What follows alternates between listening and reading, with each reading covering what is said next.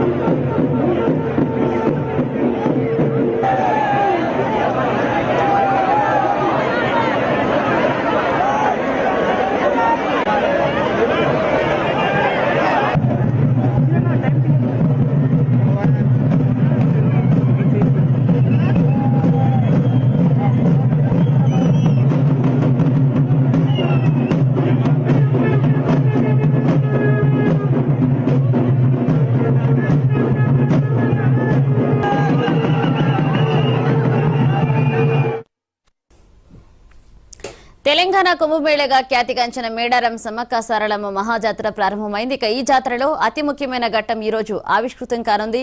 ఇక చిలకలగుట్ట నుండి సమ్మక్కను గద్దెలపైకి తీసుకొచ్చి ప్రతిష్ఠిస్తారు. ఇదే అంశానికి సంబంధించి మరిన్ని అప్డేట్స్ మా Telangana bureau chief Sudhakar live లో సిద్ధంగా ఉన్నారు. సుధాకర్, మేడారం సమ్మక్క సారలమ్మ జాతరలోని అద్వితీయమైన అపూర్వమైన అనిర్వచనీయమైన ఘటనకి ఇవాళ తెరలేవబోతుంది. చిలకలగుట్ట నుంచి సమ్మక్కను తీసుకొచ్చే ప్రక్రియ ఇవాళ తెల్లవారుజాము నుంచే ప్రారంభమైంది. మొదటగా గిరిజన పూజారులందరూ మేడారంలోని సమ్మక్క గుడికి చేరుకొని దాన్ని శుద్ధి చేసి స్వాగత తోరణాలు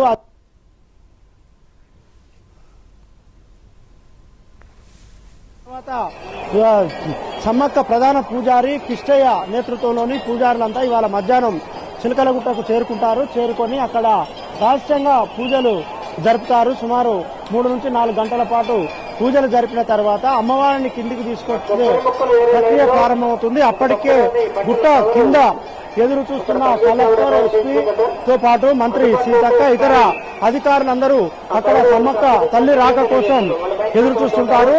సమ్మక్క వచ్చే శుభ సూచకంగా జిల్లా ఎస్పీ ఎవరైతే ఉన్నారో ఆయన గాల్లోకి 3 రౌండ్లు కాల్పులు జరుపుతారు. ఇది సమ్మక్క రాకకి శుభసూచకంగా చెప్పవచ్చు. అదేవిధంగా సమ్మక్క రాకను ఆహ్వానిస్తున్నట్టుగా దీన్ని భావించాల్సి ఉంటుంది. అప్పటికే లక్షలాదిగా ఎదురు చూస్తున్న సమ్మక్క తల్లి భక్తులందరూ కూడా ఎదుర్కోలను సమర్పిస్తారు, మేకలను కోస్తారు. అదేవిధంగా డప్పు వాయిద్యాలు, మేళ తాళాలు, అదేవిధంగా ఒక రకంగా ఒక ఉద్విగ్న వాతావరణాన్ని తలపిస్తుందని చెప్పొచ్చు. 1 కోటి మందికి పైగా భక్తులు ఎదురు చూసే సమ్మక్క ఆగమనం ఏదైతుందో ఈ ఆగమనం అంతా పూర్తిగా అనిర్వచనీయమైన ఘటనగా దీన్ని చూడాల్సి ఉంటుంది. భక్తులు, అదేవిధంగా ఉన్నతాధికారులు, ప్రజాప్రతినిధులందరూ కూడా దీనికోసమే ఎదురు చూస్తుంటారు. ఇప్పటికే నిన్న రాత్రి 12 గంటల తర్వాత సారలమ్మ గద్దెలపైకి వచ్చింది. అదేవిధంగా పౌడిద్దరాజు, గోవిందరాజు ఈ 3 దేవతలు గద్దెలపైకి వచ్చారు. సమ్మక్క రావడంతో పూర్తిగా వనదేవతలంతా గద్దెల మీద ప్రతిష్ఠించి ఉంటారు. దీంతో భక్తులందరూ కూడా భారీగా వచ్చి క్యూ లైన్లలో వచ్చి సమ్మక్క సారలమ్మను దర్శించుకుంటారు. నిన్న అర్ధరాత్రి దాటిన తర్వాత గిరిజన పూజారులు సారలమ్మను కన్నెపల్లి నుండి గద్దెలపైకి తీసుకొచ్చారు. అదేవిధంగా పగిడిద్దరాజు, గోవిందరాజు కూడా గద్దెలపైకి వచ్చారు. ఈ ఏర్పాట్లన్నీ కూడా జిల్లా అధికార యంత్రాంగంతో పాటు మంత్రి సీతక్క ఇక్కడే ఉండి అన్ని పర్యవేక్షిస్తున్నారు. ఎక్కడ ఎవరికి కూడా ఏ విధమైన ఇబ్బందులు రాకుండా చూస్తున్నారు. మేడారం సమ్మక్క సారలమ్మ జాతర అంటేనే ఇది పూర్తిగా గిరిజనుల ఆచార వ్యవహారాలు, సంస్కృతి సాంప్రదాయం ప్రకారం ఈ జాతర జరుగుతుంది. ప్రస్తుతం మనం చూస్తున్న ఆలయ ప్రాంగణాన్ని చూడవచ్చు. ఇక్కడ ఒక గుడి ఉండదు, గోపురం ఉండదు, అదేవిధంగా ఆలయం ఉండదు, అర్చకులు ఉండరు. నిత్య ధూప దీప నైవేద్యాలు ఏమీ ఉండవు. కానీ ఇదొక నమ్మకానికి ప్రతీక.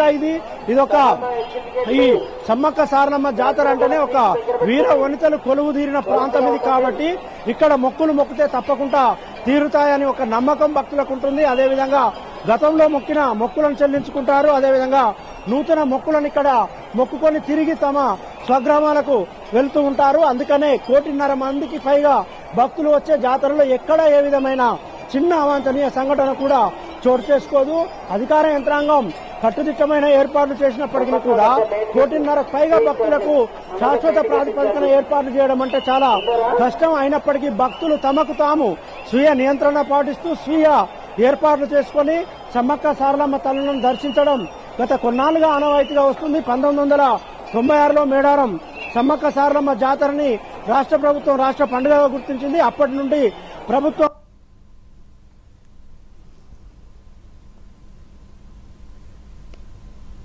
ప్రస్తుతం ఈ ప్రభుత్వం కూడా 105 కోట్ల రూపాయలతో తాగునీరు, పారిశుద్ధ్యం, రోడ్లు, అదేవిధంగా మున్సిపాలిటీ, పోలీసు వివిధ విభాగాలకు సంబంధించి అధికార యంత్రాంగం అన్ని ఏర్పాట్లను చేసింది. ఎక్కడ ఏ విధమైన లోటుపాట్లు రాకుండా చూస్తుంది. కేంద్ర ప్రభుత్వాన్ని కూడా గత కొంతకాలంగా మేడారం సమ్మక్క సారలమ్మ జాతరకు జాతీయ హోదా కల్పించాలని డిమాండ్ ఉంది. కానీ జాతీయ హోదా ఇప్పటికి వరకు రాలేదు. నిన్ననే 3.5 కోట్లను కేంద్ర ప్రభుత్వం ద్వారా విడుదల చేసింది కేంద్ర ప్రభుత్వం. అదేవిధంగా ఇవాళ కేంద్ర మంత్రి బీజేపీ రాష్ట్ర అధ్యక్షుడు కిషన్ రెడ్డి సమ్మక్క సారలమ్మను దర్శించుకోవడానికి వస్తున్నారు. రేపు మేడారం చరిత్రలోనే మొట్టమొదటిసారిగా రేపు రాష్ట్రపతి కూడా సమ్మక్క సారలమ్మను ద్రౌపది ముర్ము ఆమె సమ్మక్క సారలమ్మను దర్శించుకోవడానికి రేపు వస్తున్నారు.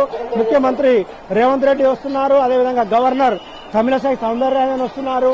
అదేవిధంగా కేంద్ర మంత్రులు, ఛత్తీస్గఢ్ కు సంబంధించిన మంత్రులు, ఎమ్మెల్యేలు, పక్కనే ఉన్న మహారాష్ట్ర, కర్ణాటకకు సంబంధించిన ప్రజాప్రతినిధులు, అధికారులందరూ కూడా ఇక్కడికి వస్తున్నారు.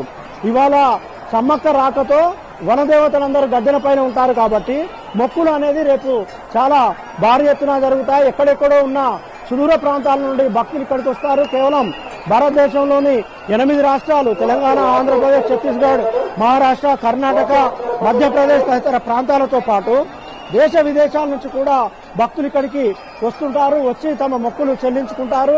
దేశ విదేశాల నుంచి వచ్చిన భక్తులను గుర్తింపుగా కానుకల లెక్కింపు, ఉండి లెక్కింపు ఎప్పుడైతే ఉంటుందో అక్కడ వివిధ దేశాలకు సంబంధించిన కరెన్సీ లభ్యమవుతుంది. ఆ కరెన్సీని బట్టి వివిధ దేశాలకు సంబంధించిన భక్తులు వచ్చినట్టుగా అధికార యంత్రాంగం భావిస్తుంది. సమ్మక్క సారలమ్మ జాతర అంటేనే ఇది ఒక తన్మయత్వం.